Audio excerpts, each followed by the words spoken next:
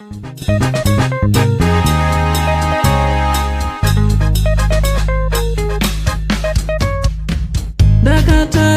kudenga mtsodzi pamatama ose. Right, mastreets social media imomo ndinoswera ndichiona kuti zvinhu zviri kufamba sei nekurongedza zvinhu zvinenge zvisina kunatsorongwa zvakanaka. Handiti ndabva ndasangana nemurandakadzi. Handiti right, murandakadzi anga achida kuita inonzi set the records straight. Handiti right, chiteerera ndataura nyaya yangu. Kana unga usati wasubscribe pathis channel, I kindly ask you mzukuru kuti hapana chekudi hapana chekumira, subscribe, turn on your notification bell kuitira kuti whenever we upload a video you will be notified. Thanks very much nesupport yese yamunopa pamusha penyu. Basa riri kufamba zukuru. Mamboona here kuti takuvavarira ku 10,000 subscribers.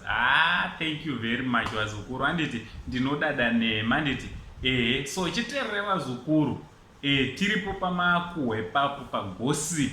Handiti redu takataura tikati tiri professional, hatiswere tichitaura gossip rezvatisina kuona kana zvatisina kutaurwa nemuridzi. Handiti isi tinotorega muridzi wotaura nyaya yake, tomozoitora touya nayo tokuudzai kuti ningi ati chakati. So nawo tabva tasangana nemurandakadzi handiti murandakadzi sekuziva kwenyu munhu ane vavengi vakawanda, haisi secret. Maiti tiva nemaenemies akawanda. Handiti so pakati pemaenemies avo vamwe vanga vakutotaura vakati aiwa oga kuchibvigwe mukwasha kuchirehwa iye mukwasha zukuru wangu anova iye wekunigeria uko. Handiti Mr. Obina. Handiti ndomuti Mr. Chiko muzukuru wangu Obina. Handiti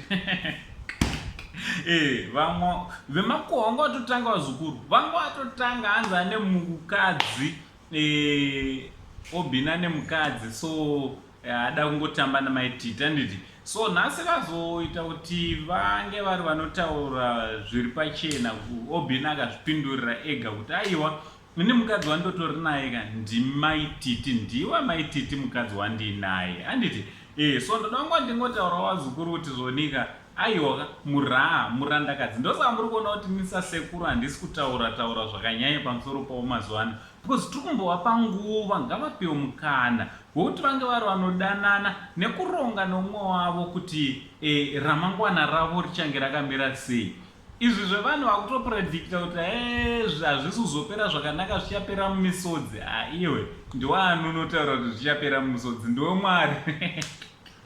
Aiwa handisi kudefend hangu murandakadzi, but in life let's just learn to kungofarawo nevamwe pavanenge vachifara. Handiti let's not wish vamwe zvinhu zvakashata always, kungoshuvira umwe munhu zvakashata ogowanei. muZimbabweni ini sasekuru maZimbabweni ndine problem ipapo. muZimbabweni anonetsa pakushuva kuda kuona umwe munhu zvinhu zvake zingafambe zvakanaka ogowanei. Ngatishwiranei vamwe, ngatishwire vamwe zvinhu zvakanaka. Handiti nasekuru Seni ngataurane mumacomments motiudza kuti munofungei namaititi ndingati fiance. Handiti nafiance wavo waroda kuzopinda naye mumambure naango sei ndichiti much love.